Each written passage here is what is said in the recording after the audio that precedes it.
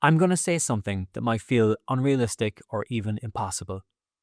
You can and will fully recover from depersonalization derealization disorder. And in this video, I'm going to prove it to you. Not with theory, but with clear, simple logic that shows exactly why recovery is not just possible, but inevitable. It doesn't matter what caused your DPDR, it doesn't matter how long you've had it. People recover fully from this condition every single day, and you can too. I know that because I went through it myself. I had chronic DPDR for 2 years, and I fully recovered. And over the last 20 plus years, I've helped tens of thousands of people around the world to do the same. So in this video, I'm going to break this down into 5 simple steps, and each one is going to remove a major doubt that's been keeping you stuck. Now, each step builds upon the last one, so make sure to watch the whole way through. And stick around till the very end, because we'll finish with a key shift in how to approach DPDR that will genuinely kick-start your recovery. Ready? Let's get started. Step 1. It is possible to recover from DPDR. That's all we need to start with. I know that at the moment, full recovery might seem hard to imagine, but for now, all we need to agree on is that it is possible to recover from DPDR. And is it? Of course it is. DPDR is an anxiety-based condition, and as such, it's scary for sure, but it's also completely harmless and temporary. Okay, so where's the proof that it's possible to recover from DPDR? Well, it's simple. The proof is that other people have recovered from DPDR. Of course they have. You've probably already seen countless stories from people who have recovered. You've seen them on social media, on the forums, on Reddit, in video comment sections. In fact, over the past few years, I've been creating an entire library of interviews with people who have fully recovered. I'll link to the playlist in the video description, and you can go and check those out later. You can also head over to the testimonials page on my website, where you'll find hundreds and hundreds and hundreds of individual recovery stories. I've even done follow-up interviews with people years later to see how they feel about the experience with years of recovery behind them. This isn't just temporary relief. It's not just a short-term reduction in the symptoms. It's full recovery. They recovered, I recovered, and you can too. But for now, let's stay on point. I'm not asking you to go on a deep dive on all these individual stories. All we need to agree on for now is that other people have recovered from DPDR, and so that proves that it is possible to recover 100% from DPDR. Okay? Great. Step 2. It doesn't matter how long you've had it. This is a big one, because DPDR sufferers will often say, okay, maybe other people have recovered, but I've had this for 2 years, or 5 years, or 10 years or more. And that must mean that either my version of DPDR is different from the people who have recovered, or that I've somehow crossed some invisible line that I can't come back from. Okay, so I know that sounds scary, but that's not how DPDR or any anxiety-based condition really works. Why? Because there aren't different types of DPDR that last for different amounts of time, or that somehow become permanent after specific amounts of time. I know that idea seems scary, but it doesn't actually make sense. DPDR, just like all anxiety-based conditions, is ultimately just a habit of thought and behavior. And just like any habit, by definition, it's not permanent. Now, I completely understand. It feels permanent when you're in it, but so does every habit until you change it. That's the nature of habit. The other thing to keep in mind is state-specific memory. What this basically means is that when we're in any given psychological or emotional state, it's very difficult to imagine not being in that state. So, for example, if you're feeling really happy and excited, it can be very hard to imagine feeling sad. And if you're struggling with anxiety and DPDR, it can feel very hard to imagine what not having anxiety and DPDR feels like. So, when you're in any emotional and psychological state, it feels like it's permanent. Makes sense, right? So for someone who's had DPDR for 6 months, it feels just as permanent as someone who's had it for 10 years. But it never actually is permanent. In my own experience, I had chronic DPDR for 2 years, And for almost all of that time, it felt permanent. Not because it was, or because there was any evidence to support that it might be, but simply because I couldn't imagine not feeling that way. But that's how all anxiety-based conditions, in fact, how all habits work. It's how they feel for everyone until they do the correct things to change the habit and recover. And when I did those things consistently, I fully recovered just like everyone else does and just like you can too. And again, if you're still not convinced, head over to the Library of Recovery Stories. You'll find interviews with people who have recovered having had the condition for months, years, decades even. Why? Because it's not about how long you've had it. It's about how long it takes you to find and implement the correct method of recovery. That's all. Step 3, the trigger doesn't matter. Okay, so I bet that while you were looking at step 1 and 2, you were probably thinking to yourself, well, that's nice for the people who have recovered, but you don't understand. Mine is different. I had a different trigger to those people. Mine was caused by an awful panic attack, a terrible experience with weed, or a brutal hangover, a long build-up of stress, etc. Or maybe I don't even know what the trigger was. It just hit me out of nowhere. And, okay, I know that feels like a compelling and scary thought, but here's the thing. The trigger doesn't matter. It doesn't matter. And here's why. As with all anxiety-based conditions, the circumstances that led to that first moment of panic are far less important than you might think. Because while they can feel frightening, they're typically quite common and harmless events. Trigger experiences like a panic attack or a bad time on weed. Yeah, they're intense, but they also happen to people all the time, and they don't consistently lead to ongoing anxiety or DPDR, right? Then why, oh why, did it become an ongoing problem for you, like it did for me, like it does for an estimated 1 in 50 people? Here's why. Because it's not about the trigger. It's not about what caused that initial moment of panic and disconnection. It's about how you reacted to it. See, feelings of anxiety and DPDR are scary, but they're also common and harmless. They're a temporary protective mechanism, and they're supposed to fade away once you're out of danger. But when you reacted to those feelings by focusing on them intensely, catastrophizing that they meant that you were dying or going crazy, that reaction ramped up your anxiety even more, and it created a feedback loop between the anxiety and the DPDR that has lasted for much longer than it needs to. But again, that feedback loop wasn't caused by the trigger itself. It was caused by your reaction to the moment of panic. That catastrophic interpretation of the feelings is what matters here, not the trigger. Think of it like this. Imagine 2 people going to work one morning. They're both feeling stressed out, they each have a big presentation in the afternoon, and they both drink 3 cups of strong coffee. And each notices that they're experiencing heart palpitations. Now, one person thinks, wow, I probably shouldn't have had that 3rd cup of coffee, better switch to sparkling water, and he gets back to work. But the other person thinks, oh God, I'm having a heart attack and I'm going to die. And he panics and calls an ambulance. He texts his family to say that he's dying. He's rushed to the hospital and has to have the medical staff examine him and talk him down. See what I mean? The exact same trigger resulting in 2 completely different situations based on how the person reacted to the trigger. And it's the exact same with DPDR. Most people barely register this temporary harmless feeling when it happens, and it just fades away naturally, which is what it's supposed to do. But if you actively focus on it, obsessively check on it, catastrophize that it means that you're going crazy or that you're still high and you can't come down, then it generates that feedback loop with the anxiety that's causing it and goes on for much longer than it needs to. Again, what's important is how you reacted to the trigger, not the trigger itself. Whether it was a bad weed experience, a panic attack, accumulated stress, it makes no difference. Look through the Library of Recovery Stories. Look through all of the hundreds and hundreds of individual testimonials. They cover every possible different trigger, every possible situation. It doesn't matter what triggered your DPDR.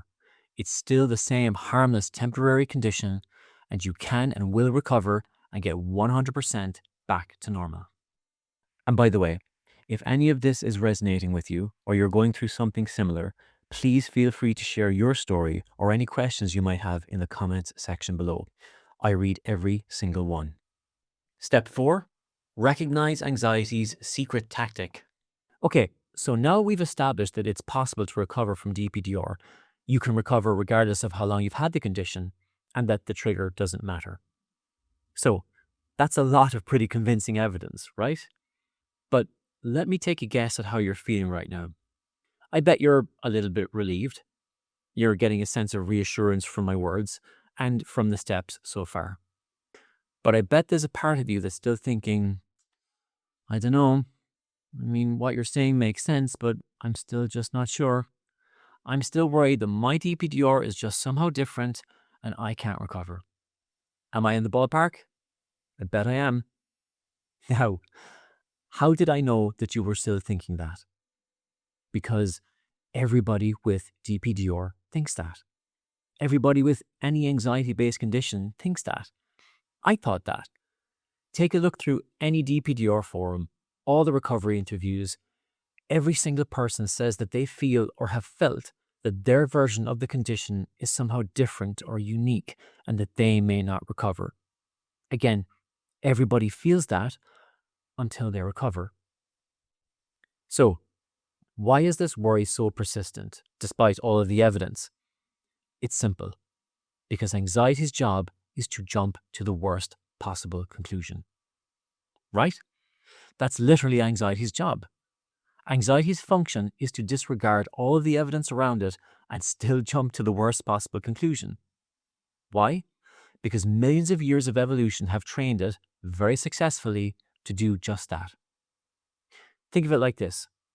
Imagine you're walking alone in the woods and it's getting dark and you're trying to find the path. Suddenly, you hear a twig snap somewhere behind you. Now, there's a 99% chance that that's just a branch that fell or it's a rabbit.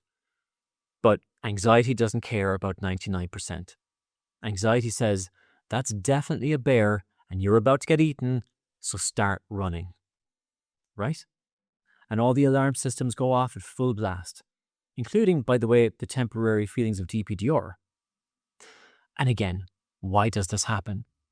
Because anxiety's job is to jump to the worst possible conclusion. And in an evolutionary sense, this is super useful. In an actual life or death survival situation, that reaction could save your life. It's not helpful, however, when you're trying to make a practical assessment of your own experience with and recovery from an anxiety-based condition like DPDR. Right? Right. Because when we do that, the dismissal of all that positive evidence just keeps tripping us up, keeps us obsessing about the condition, keeps us asking, but what if I can't recover when all of the evidence proves that you can? I know it's frustrating, but remember, it's just anxiety doing its job. Your job is to not actively engage with it. Accept that it's there for the moment. Okay, it's not pleasant. I understand that. I've been there. It's not comfortable, and I'm not saying that you have to pretend like it is. But when you remember that it's just doing its job, that helps you to move towards a calmer and healthier perspective on it, instead of allowing it to just constantly disregard the mountain of positive evidence that demonstrates irrefutably that you can and will recover. Okay, one more step to go. This last step is a big one. I promised you a new way of thinking about the condition that will help to make sense of it and kickstart your recovery. So here goes. Step 5. Then why do people still have it? So I bet you're thinking, well, Sean, that all sounds great. But if we have all this proof and all this information is available, then why is it that so many people out there still have DPDR? If the facts about recovery are so clear-cut and so easy to understand, then why are there still countless people out there struggling with the condition? It's a good question, and here's the answer. Because just understanding these steps isn't enough. As with all anxiety-based conditions, In fact, with all habits of thought and behavior, understanding it is important, but it's just part of the recovery process. Think of it like this. Imagine a smoker who, after doing some research, starts to really understand that smoking cigarettes is bad for them. It's terrible for their health, it's expensive, it smells awful, etc., etc. Now, they might fully understand all of that, but is that enough for them to immediately stop smoking overnight and never want a cigarette again? That's very unlikely. Now, having that intellectual understanding is important, certainly, but it's only part of the change that's necessary. Why? Because they don't just need to intellectually understand a concept, they also need to change the habit. They need to change the set of associations. That person now needs to start training themselves out of the habit of smoking. Like, say, when they have a cup of coffee, they want to smoke. They go for a walk in the evening, they want to smoke. And in order to change those habits, they need to implement the correct behaviors to allow those old associations to fade away. It takes a bit of discipline, structure, and consistency, but it works.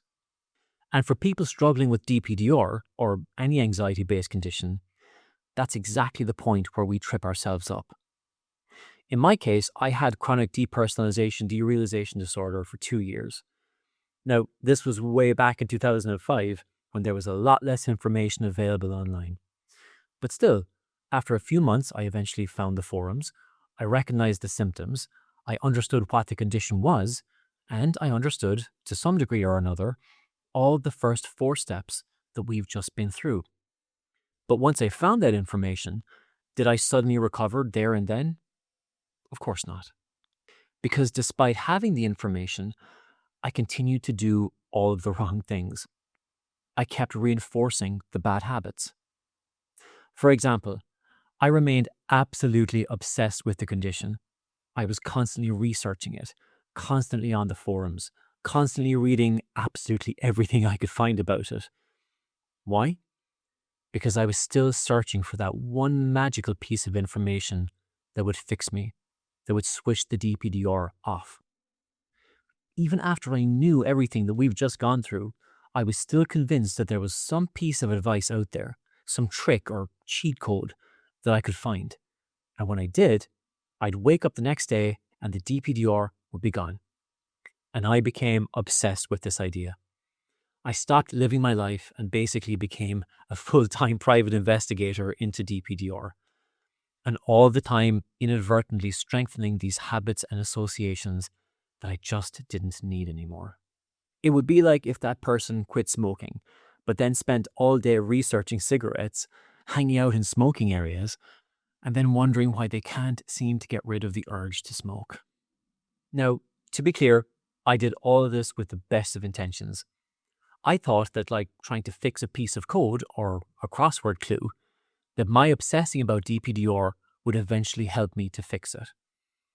But that's not how recovery from any anxiety-based condition works. So even though all the information was out there and I understood it, it was my behavior that kept the condition going. Here's the key. Anxiety requires your attention in order to exist. Your attention is anxiety's oxygen. When we obsess over it, we inadvertently keep giving anxiety all of the oxygen that it needs to keep going. DPDR doesn't fade away because you find some magical cheat code. It fades away because you retrain your attention away from it, starving it of the oxygen it requires to exist. And that requires structure and consistency. And until you implement that, it's common to remain in that stuck phase, just like I did for almost 2 years, and just like everyone with the condition does for at least some period of time. People don't get stuck in DPDR because the recovery steps don't work for them.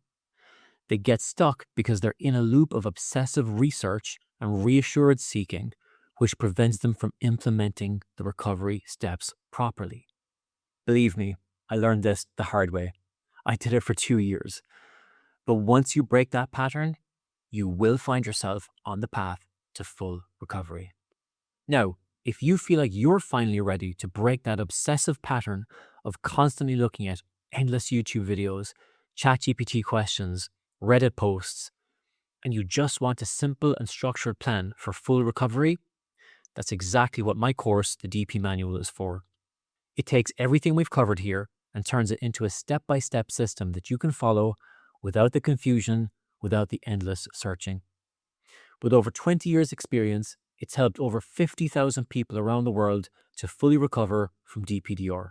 It comes with over 10 hours of audio and video not available on YouTube or anywhere else. It's completely digital, you can access it instantly, and it works on any smart device. It also includes the complete audiobook, relaxation program, recovery tracker, pep talk, my personal tips and tricks, and so much more, with complete translations into 18 different languages. It's the same program that all these people used to fully recover. It will guide you to complete recovery, and I'll be with you every step of the way. And if you'd like personal guidance and all of your questions answered by someone who's actually been through this, I also offer one-to-one DPDR recovery Zoom coaching. All the links are in the video description. If you found this video helpful, please do hit the like button and subscribe to the channel. Thanks for watching, keep up the good work, and most of all, enjoy your recovery.